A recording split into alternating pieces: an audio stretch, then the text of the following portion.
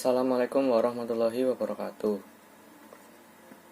Nama saya Hadrian Ahmad Musyafa dari kelas 12 IPA 6 dan P2T angkatan pertama. Untuk memenuhi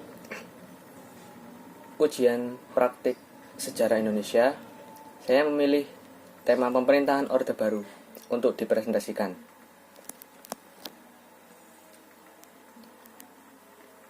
Kebijakan politik yang dikeluarkan oleh pemerintah Orde Baru yaitu kebijakan politik dalam negeri dan luar negeri. Dalam politik dalam negeri, yang pertama ada pemilu 1971. Pemilu ini dilaksanakan berbeda. Pada pemilu ini, pejabat pemerintah hanya berpihak kepada salah satu peserta, yaitu Golkar. Yang kedua ada penyederhanaan partai politik. Penggabungan partai-partai sosial politik menjadi 3 kekuatan sosial politik. Penggabungan partai-partai politik tersebut tidak didasarkan pada kesamaan ideologi, tetapi lebih atas persamaan program. Yang ketiga ada Dwi Fungsi ABRI. Dwi Fungsi ABRI adalah peran ganda ABRI sebagai kekuatan pertahanan keamanan dan sebagai kekuatan sosial politik. Yang keempat, indoktrinasi Pancasila. Soeharto memiliki tafsir sendiri terhadap Pancasila dan tafsir Soeharto bersifat mutlak pada masa Orde Baru. Pancasila bertujuan untuk memberi pemahaman mengenai Pancasila bagi seluruh masyarakat. Tidak ada organisasi yang diizinkan untuk menggunakan ideologi selain Pancasila. Yang kelima, ada program normalisasi kehidupan kampus atau NKK.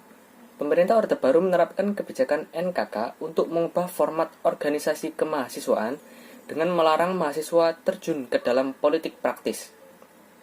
Selanjutnya ada politik luar negeri. Indonesia kembali menjadi anggota PBB. Indonesia pernah keluar dari keanggotaan ketika terjadi konfrontasi dengan Malaysia, sehingga Indonesia terkucil dari pergaulan dunia internasional dan mengalami kesulitan ekonomi serta kesulitan dalam berpolitik dunia. Situasi ini melahirkan salah satu kebijakan politik pada masa Orde Baru untuk kembali masuk ke keanggotaan PBB.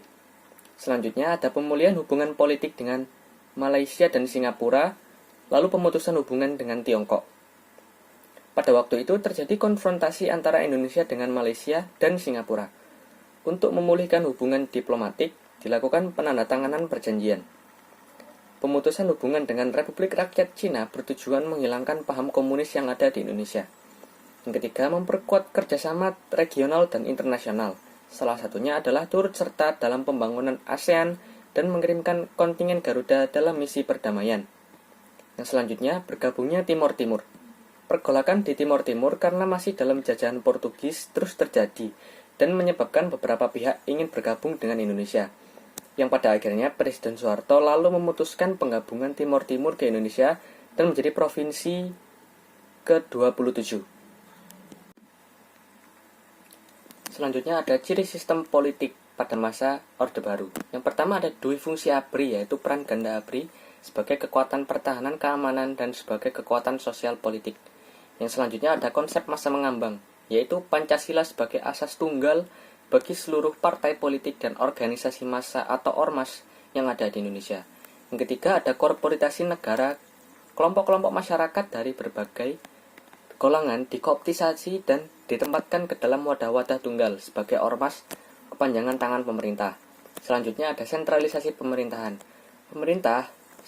Pemerintah pusat sangat menentukan dan pemerintahan daerah hanya sebagai kepanjangan tangan pemerintah pusat. Akibatnya terjadilah ketimpangan ekonomi.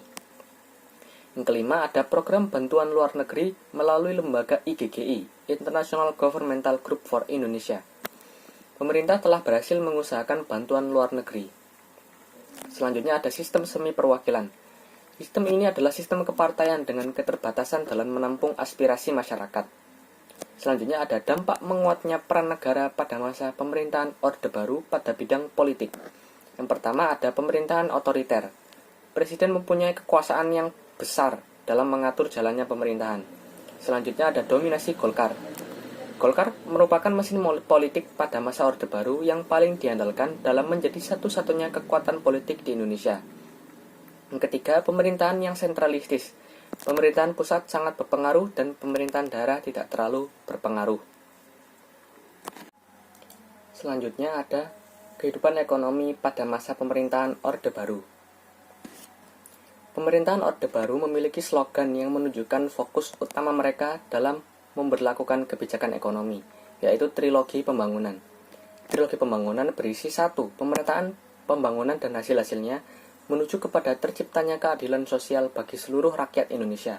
2. Pertumbuhan ekonomi yang cukup tinggi. 3. Stabilitas nasional yang dinamis dan sehat. Kebijakan ekonomi pada masa Orde Baru. Yang pertama ada Replita atau Rencana Pembangunan 5 tahun.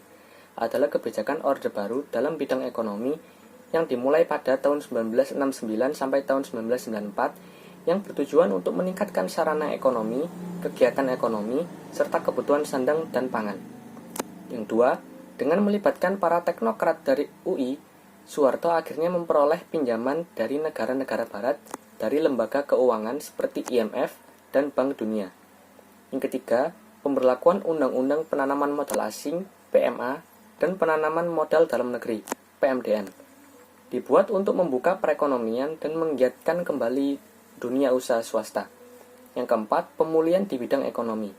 Tujuan dasar dari kebijakan Orde Baru adalah pembangunan ekonomi negara dengan bergabung kembali ke dalam jajaran ekonomi dunia, yaitu menjadi IMF, menjadi anggota PBB kembali, dan anggota Bank Dunia. Yang kelima, Indonesia saat itu juga mendapat keuntungan secara signifikan dari perdagangan minyak di tahun 1970-an, sehingga sektor publik mampu berperan besar dalam perekonomian dengan berinvestasi dalam pembangunan daerah dalam skala besar.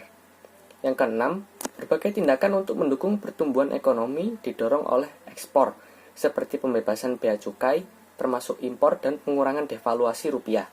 Selain itu, pemerintah juga mengizinkan berbagai pendirian bank swasta baru dan kebebasan bank asing beroperasi di luar Jakarta. Kondisi akhir krisis moneter yang melanda Asia Tenggara pada saat itu berdampak pada Indonesia. Nilai mata uang rupiah melemah terhadap dolar Amerika. Banyak bank dan perusahaan besar bangkrut. Sembako di pasaran menipis yang menyebabkan harga barang menjadi tinggi, sehingga menimbulkan krisis ekonomi di Indonesia.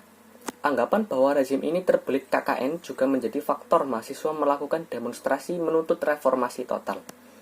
Karena berbagai tekanan yang ada, Soeharto akhirnya mengundurkan diri dari jabatannya sekaligus menjadi akhir pemerintahan Orde Baru.